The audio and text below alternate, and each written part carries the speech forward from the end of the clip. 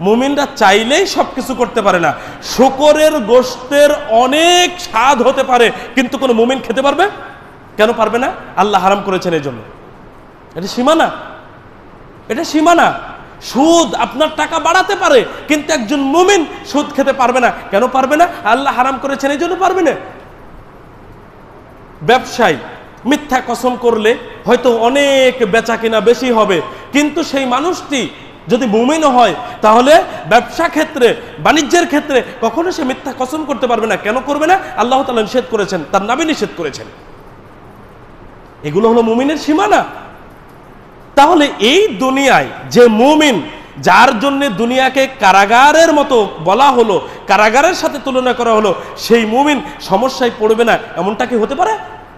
মুমিন সমস্যায় পড়বে। মুমিনের করণীয় কি? ধৈর্য ধারণ করা, আল্লাহর উপরে ভরসা রাখা, আল্লাহর কাছে সাহায্য প্রার্থনা করা, যাতে করে ওই সমস্যা থেকে আল্লাহ উত্তরণের পথ বের করে দেন। আপনি দেখান